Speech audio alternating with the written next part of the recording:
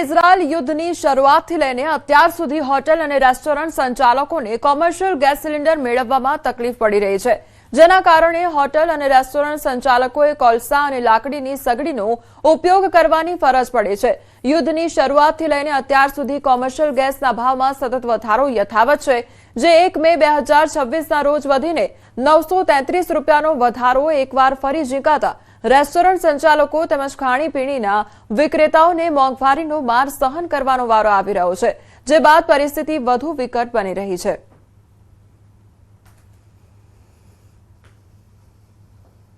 Iran-Israel યુદ્ધના કારણે અગાઉથી જ કોમર્શિયલ ગેસ હોય કે પછી રેસિડેન્શિયલ ગેસ હોય તેમાં લોકોને સિલિન્ડર મેળવવામાં તકલીફ પડી રહી હતી ને તેમાં પણ હવે કોમર્શિયલ સિલિન્ડરના ગેસના ભાવમાં વધારો છે તે ઝીંકવામાં આવ્યો છે। ગઈકાલે ગેસ સિલિન્ડરના ભાવમાં 48% જેટલો માતબાર વધારો છે તે ઝીંકવામાં આવ્યો છે અને તેના જ કારણે વાત કરવામાં આવે તો છેલ્લા 2 મહિનામાં 1300થી વધુ ગેસ સિલિન્ડરના ભાવમાં ખાસ કરીને કોમર્શિયલ ગેસ સિલિન્ડરના ભાવમાં વધારો છે તે થઈ ચૂક્યો છે।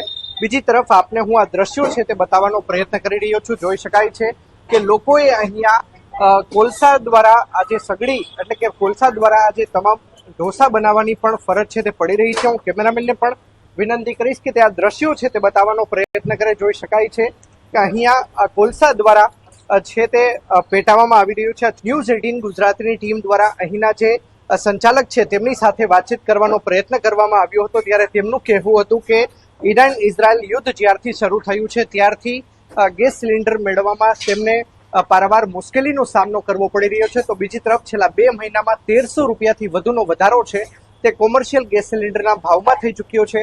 આ સંજોગોની અંદર જો તેઓ ઢોસાના ભાવમાં કે ઇડલીના ભાવમાં વધારો કરે તો ગ્રાહકોને પણ પરવડે તેમ નથી। આમ એકંદરે માર હવે સંચાલકોને છે તે પડી રહ્યો છે। અંકિત પોપટ, ન્યૂઝ 18 ગુજરાતી। વડોદરામાં કોમર્શિયલ ગેસ સિલિન્ડરના ભાવમાં ભારે વધારો થતા નાના વેપારીઓ પર આર્થિક દબાણ વધી ગયું છે। સતત વધતા ભાવને કારણે વેપારીઓની કમર તૂટી ગઈ છે।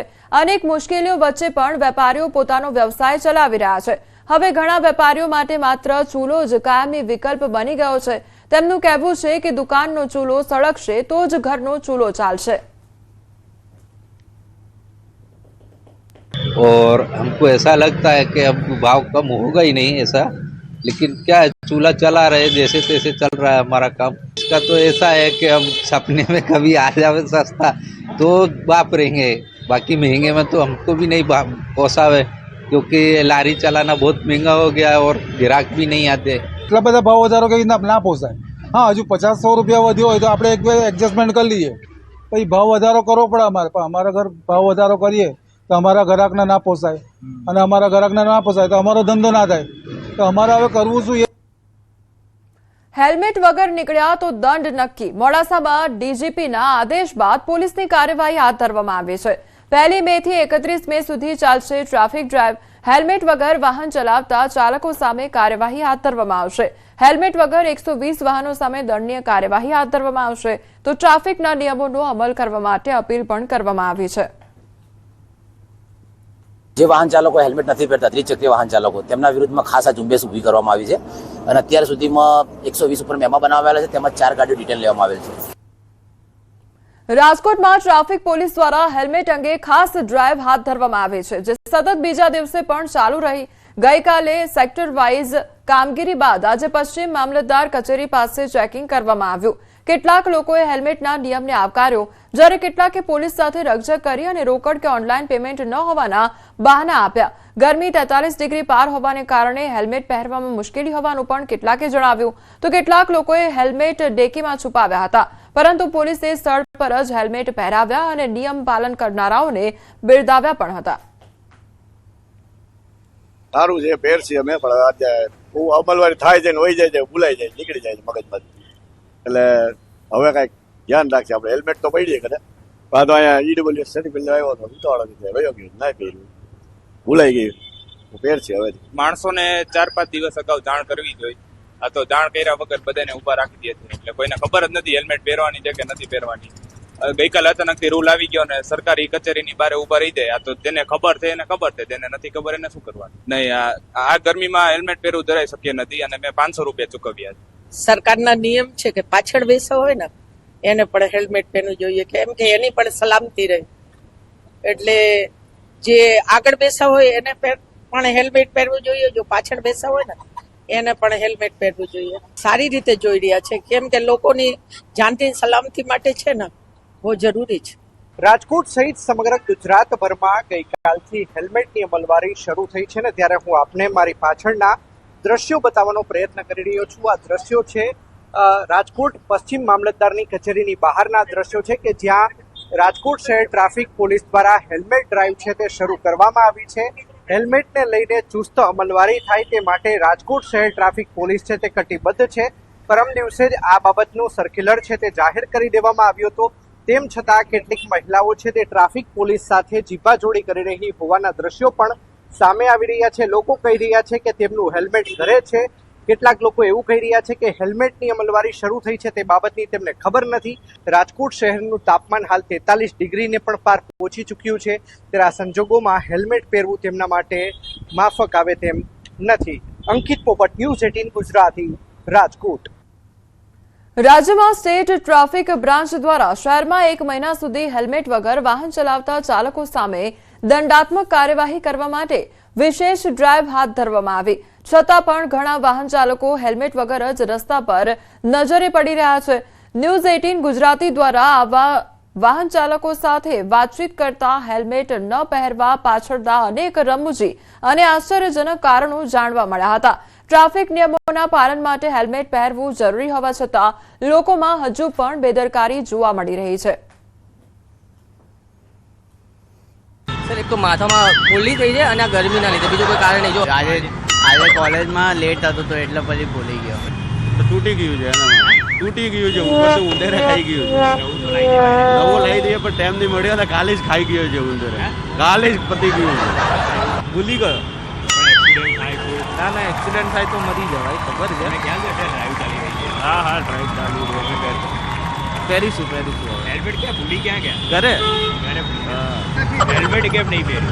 सर दिन भर गाड़ी लेके चलते हैं, बाइक पर राइड में सर दर्द हो जाता है, इसकी वजह से હેલ્મેટ એટલા માટે નથી પહેર્યું કે વાળની પ્રોબ્લેમ છે મારે, ડૉક્ટરે મને ના પાડી. વાળ બધા ખરી જાય.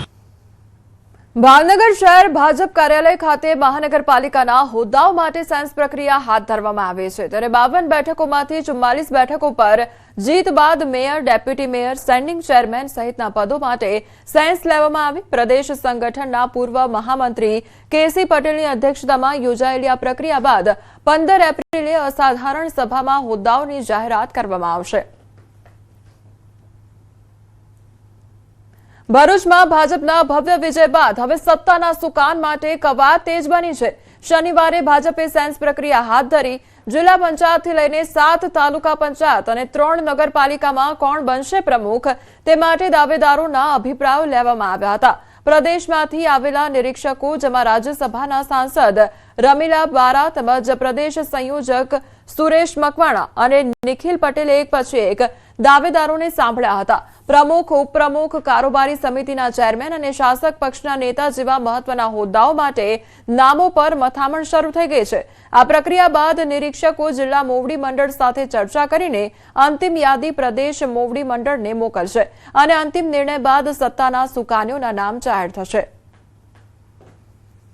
આજરોજ ભરૂચ શહેરમાં જિંજર હોટલ ખાતે પ્રદેશમાંથી નિરીક્ષકો પધાર્યા છે અને આ નિરીક્ષકો જિલ્લા પંચાયત, તાલુકા પંચાયત અને નગરપાલિકા એમાં પ્રમુખ, ઉપપ્રમુખ, કારોબારી સભ્ય, શાસક પક્ષના નેતા અને દંડક આ પોસ્ટ માટે કોની નિમણૂક થવી જોઈએ એની સેન્સની પ્રક્રિયા માટે પધારેલા છે.